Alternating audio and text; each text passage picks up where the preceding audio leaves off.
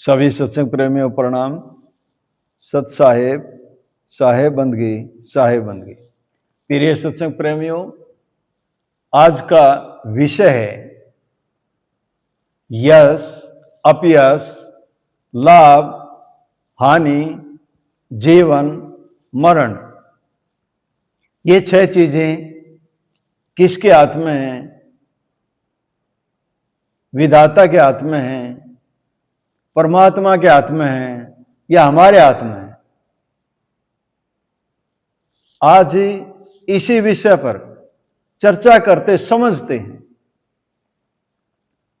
ये बातें बचपन से सुनते हुए आ रहे हैं, सभी ने सुनी होंगी,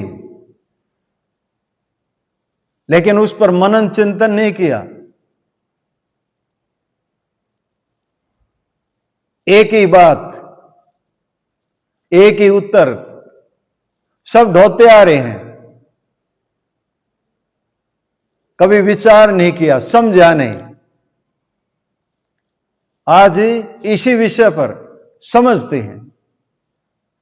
यश, अपयश। जब हम कोई भी अच्छा कर्म करते हैं, सेवा सत्कर्म करते हैं, उससे हमारा कर्म संस्कार अच्छा बनता है और उसका फल अच्छा ही मिलता है।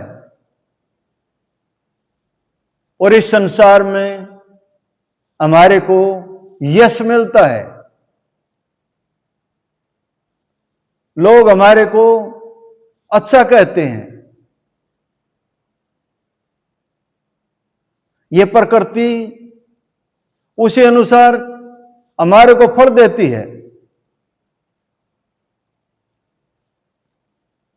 जैसे हमारा कर्म संस्कार बनता है, वैसा ही हम भोगते हैं। अपयश, कोई भी व्यक्ति दुष्कर्म करता है, बुरा कृत्य करता है, मर्डर करता है, बलात्कार करता है, छीना झपटी करता है, झूठ बोलता है, धोखा देता है, उसे क्या मिलता है? उसे अपयश मिलता है। और जैसा ही उसका कर्म संस्कार बनता है, वैसा ही उसको भोगना पड़ता है।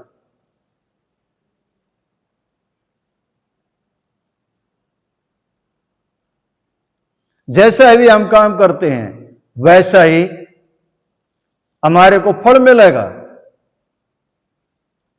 यह सिद्धांत है, कर्म का सिद्धांत है, यह नियम है, सब पर लागू है। इस नियम से कोई भी बचा हुआ नहीं है।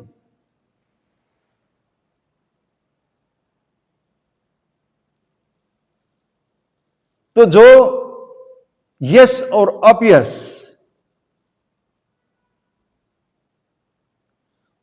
वह विधि तरीके के हाथ में है।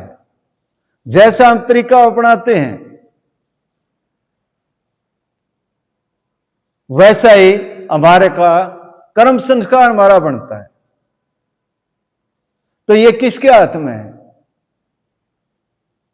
ये क्या परमात्मा के हाथ में है या विधाता के हाथ में है? नहीं, ये स्वयं हमारे हाथ में है। हम अपना कर्म संस्कार का बीज डालते समय सजग रहें, होशियार रहें, जागरूक रहें, पूरी समझदारी के साथ, पूरे होश हवास के साथ कर्म संस्कार का बीज डालें और वैसा ही पौधा बनेगा, वैसे ही हमारे को फल मिलेंगे।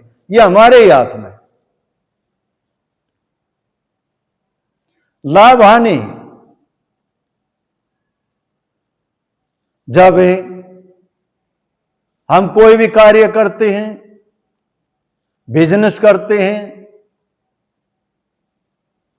नौकरी करते हैं या और भी अन्य कोई भी कार्य करते हैं, उसके बारे में हमारे को पूरी नॉलेज होनी चाहिए, उसका तरीका हमारे पास होना चाहिए, उसकी पूरी जानकारी होनी चाहिए, उसका पूरा प्रशिक्षण लिए हो हम हो, तो उससे क्या होगा, जब कोई भी हम काम करेंगे तो उससे लाभ होगा। और किसी के द्वारा बताए हुए सुनी सुनाई बात के अनुसार, देखा देखे अनुसार अगर हम किसी भी काम को करेंगे तो क्या होगा, हानि होगी, क्योंकि हमारे पास विधि नहीं है, तरीका नहीं है, तो क्या होगा, हानि होगी। अगर आपके पास तरीका सही है, आपके पास विधि है, आपके पास जानकारी है, तो आपको निश्चित ही लाभ होगा। आपके पास तरीका नहीं है, विधि नहीं है, और फिर आप किसी भी काम करोगे, निश्चित ही आपको हानि होगी, क्योंकि दूसरे पर आधारित रहना पड़ेगा, दूसरा आपका लाभ उठाएगा, आपका शोषण करेगा, तो वहां पर आपको हानि होगी। यह किसके हाथ में है? क्या ये परमात्मा के हाथ में है? क्या ये विधाता के हाथ में है? नहीं, किसी के हाथ में नहीं, यह स्वयं अपने हाथ में है। इसकी कमान हमने दूसरों को दे रखी है, जिसकी वजह से हम परेशान हैं, हम दुखी हैं, हम अशांत हैं, हम इधर उधर घूमते हैं अंधविश्वास में, पाखंड में।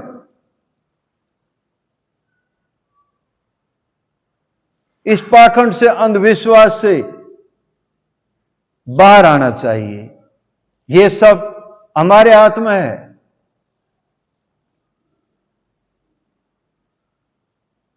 फिर है जीवन और मृत्यु। जीवन मरण किसके हाथ में है?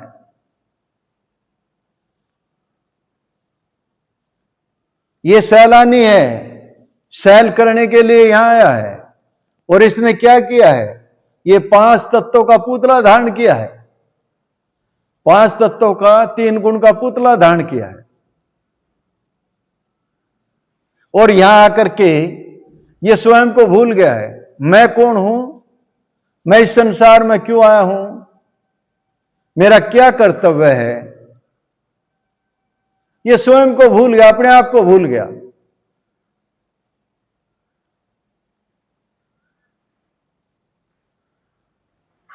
और यह अपने आप को भूल गया। ऐसे ही अपनी यात्रा को पूरी करके, जो यहां पर पूंजी लेकर आया था, श्वासों की पूंजी लेकर आया था, अगर उसको ऐसे ही बर्बाद करके यहां से चला जाएगा तो क्या होगा? मृत्यु किसकी होगी?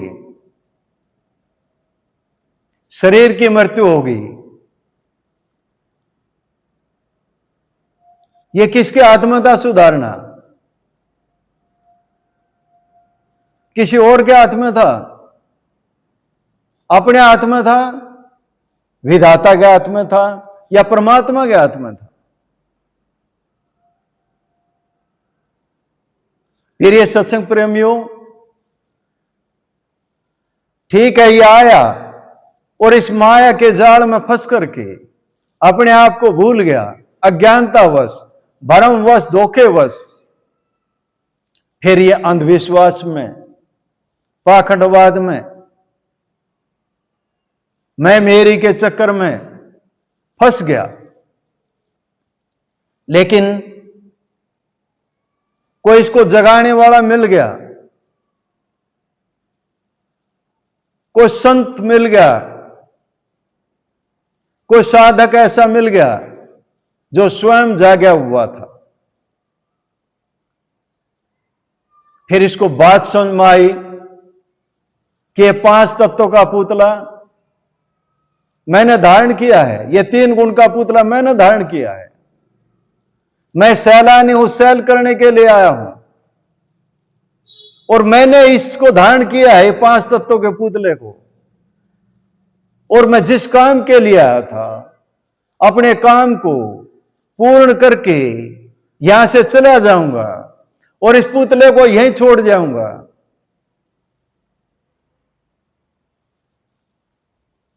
तो जो आने वाला सैलानी था उसने धारण किया था, पुतला छोड़ गया, जो श्वासों की पूंजी पूर्ण हुई, क्या उसकी मृत्यु हुई? संत महापुरुष कहते हैं जीवत मुक्ता सोई मुक्ता मुए मुक्त ना हुई। जो होश में आ गया, सजग हो गया, चेत गया, जीते जी मुक्त हो जाता है, संत हो जाता है, अपनी चादर को मैल से पूरी तरह धो लेता है।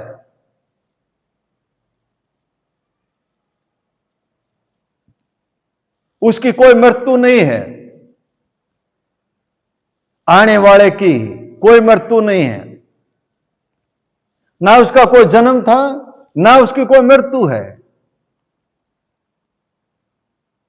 सैलानी है, सैल करने के लिए आया, जिस काम के लिए आया उस काम को पूरा करके चला गया, उसकी कोई मृत्यु नहीं है।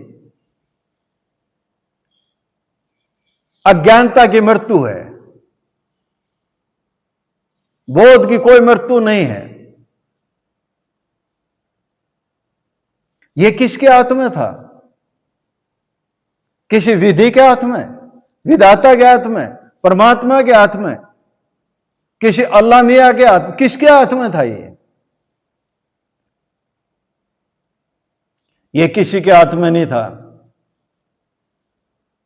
यह आया था, इसको सजग रहना चाहिए था, होशियार रहना चाहिए था। यह सब इसी के हाथ में था। यह स्वतंत्र है, अज्ञानता वश पराधीनता ग्रहण करता है। प्रिय सत्संग प्रेमियों, बहुत दिन से ये बातें सुनते आ रहे थे, बहुत बार मनन चिंतन हुआ, बहुत बार इसको समझा। कल भी इसके ऊपर चर्चा हुई लाइव स्ट्रीम में, लेकिन आज सोचा क्यों ना और इस पर विस्तार से बात करी जाए, और भी प्रेमी इसके बारे में समझें, और भी अज्ञानता से बाहर आए, अंधविश्वास से बाहर आए, समझ करके अपने जीवन को अच्छे से जिएं।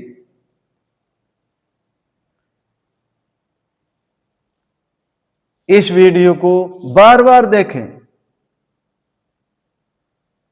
बात समझ में आएगी। एक बार नहीं आएगी, 2 बार आएगी, 4 बार, 5 बार देखें, बार बार बात समझ में आएगी। जब मनन चिंतन करेंगे, गहराई में उतरेंगे, तो बात समझ में आएगी। और इसको औरों के पास भी शेयर कर दें, किसी और का भी समझ में आ जाए, और का भी भला हो जाए, और का भी कल्याण हो जाए। आज इस विषय पर चर्चा हुई, समझा। इन्हीं शब्दों के साथ वाणी को विराम देता हूं। बोलो साधो सत साहिब, बोलो साधो सत साहिब।